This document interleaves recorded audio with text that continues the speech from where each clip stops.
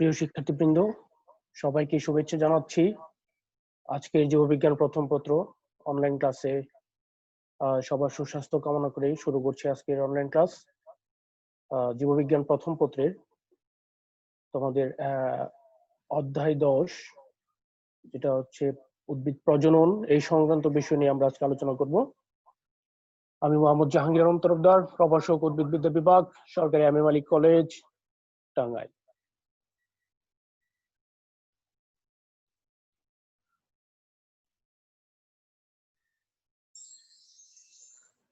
তোমরা জানো যে একটি পুষ্প বা ফুল এর 5টি অংশ থাকে।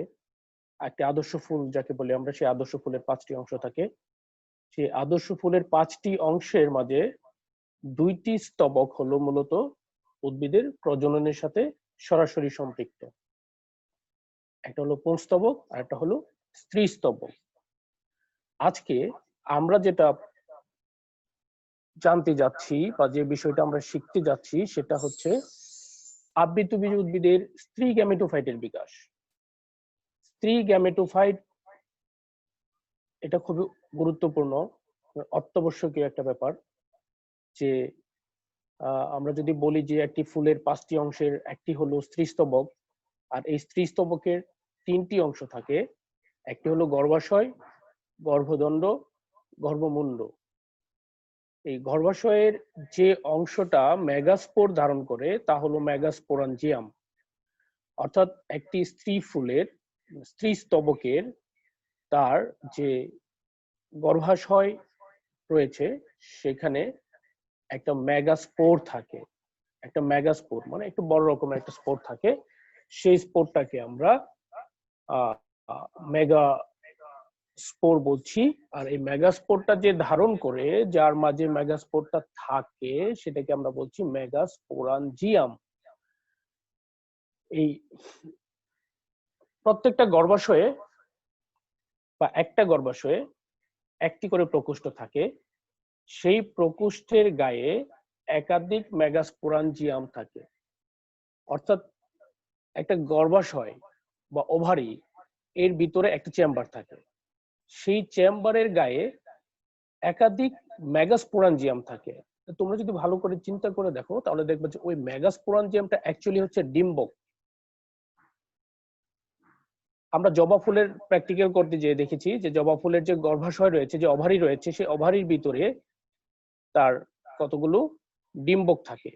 এই ডিম্বক গুলো হচ্ছে এক একটা মেগাস্পোরাঞ্জিয়াম। এই ডিম্বকের ভিতরে আর্কিস্পোরিয়াল কোষ থাকে, একটা বিশেষ ধরনের কোষ, আর্কিস্পোরিয়াল কোষ। সেই আর্কিস্পোরিয়াল কোষ থেকে এই মেগাস্পোরটা তৈরি হয়ে থাকে মূলত। তাহলে এগুলোকে আমরা স্পোরোজেনাস বলতে পারি। মেগাস্পোরাঞ্জিয়ামে ঘন সাইটোপ্লাজম ও বড় নিউক্লিয়াস বিশিষ্ট কোষকে প্রাথমিক আর্কিস্পোরিয়াল কোষ বলা হয়ে থাকে। এটি বিভাজিত হয়ে প্রাথমিক স্পোরোজেনাস কোষ তৈরি হয়। অর্থাৎ ওই মেগাস্পোরাঞ্জিয়ামের ভিতরে অধিক সাইটোপ্লাজম যুক্ত একটা বড় নিউক্লিয়াস যুক্ত একটা আলাদা কোষ থাকবে। এই কোষটাকে আমরা বলছি প্রাথমিক আর্কিস্পোরিয়াল কোষ। এবং এই প্রাথমিক আর্কিস্পোরিয়াল কোষটি ডিভিশনে যাবে, বিভাজিত হবে। বিভাজিত হয়ে সে যে কোষটা তৈরি করবে সেটাকে বলছি আমরা স্পোরোজেনাস কোষ। এটা হচ্ছে প্রাথমিক স্পোরোজেনাস কোষ, প্রাইমারি স্পোরোজেনাস সেল তৈরি করবে। এই প্রাইমারি স্পোরোজেনাস সেল হতে যে পরবর্তী আরেকটা কোষ ডেভেলপ করবে, সেল ডেভেলপ হবে, সেটাকে আমরা স্পোরোজেনাস মাতৃকোষ বলে থাকি। এই স্পোরোজেনাস মাতৃকোষে মায়োটিক সেল ডিভিশন ঘটতেছে আবার। তো এই স্পোরোজেনাস মাদার সেলে যখন মায়োটিক সেল ডিভিশন হচ্ছে, তখন সেখানে একটা হ্যাপ্লয়েড মেগাস্পোর তৈরি হচ্ছে। You have to remind that এটা হ্যাপ্লয়েড মেগাস্পোর, অর্থাৎ এটার ক্রোমোজোম নাম্বার থাকবে n, অর্থাৎ হ্যাপ্লয়েড মেগাস্পোর তৈরি করবে। এই হ্যাপ্লয়েড মেগাস্পোর থেকে পরবর্তী ডিভিশনের মাধ্যমে, বিভাজনের মাধ্যমে 4টি মেগাস্পোর তৈরি করবে। এবং এই 4টি মেগাস্পোরের উপরের 3টি নষ্ট হয়ে যাবে, নিচের যে একটি থাকবে সেটি সক্রিয় থাকবে।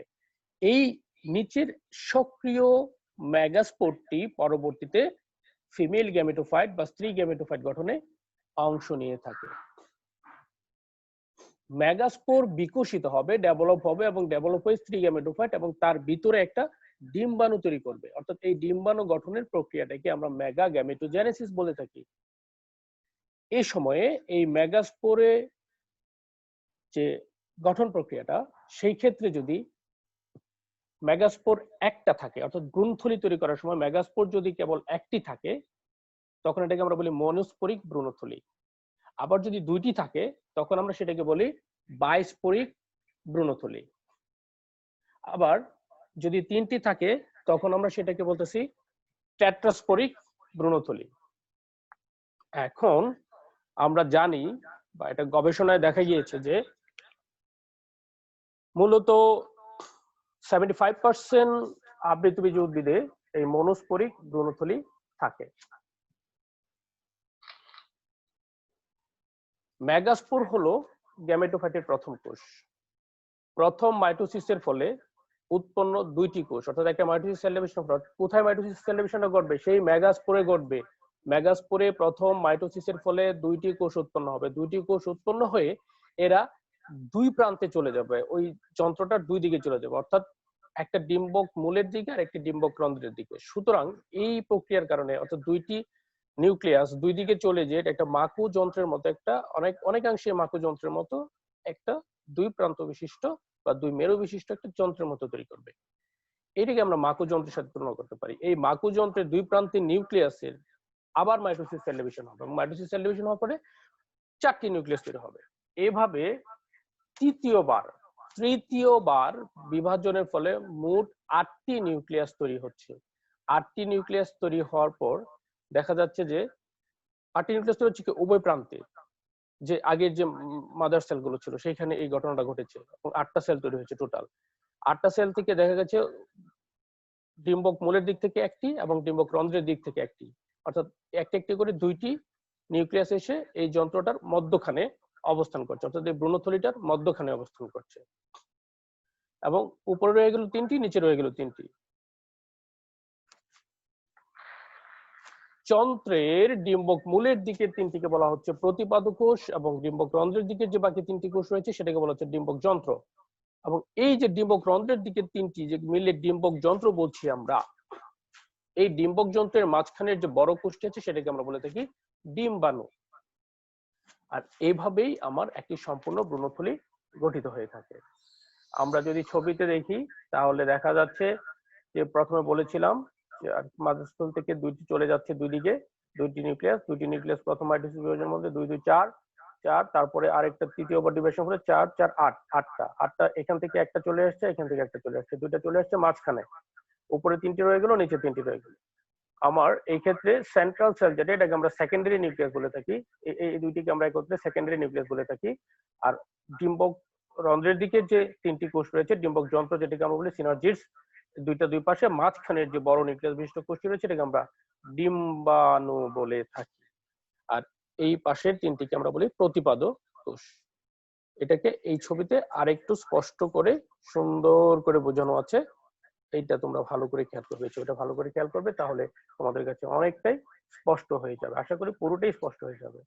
তো এখানে পুরো প্রক্রিয়াটাই আমার ফ্লো চার্টের মাধ্যমে দেওয়া আছে যে মিওসিস 1 এর ফলে দুটি হলো, 2 এর ফলে এখানে চারটি হলো, চারটি থেকে উপরে তিনটি নষ্ট হয়ে গেল, মাঝখানে এটা হ্যাপ্লয়েড একটা সেল রয়েছে, সেখানে প্রথম মাইটোসিস বিভাজনের মধ্যে দুইটি থেকে চারটি, চারটি থেকে আটটি, আটটির পরে এই তিনটি এই প্রান্তে, তিনটি এই প্রান্তে এবং মাঝখানে দুইটি এসে সেন্ট্রালি অবস্থান নিল।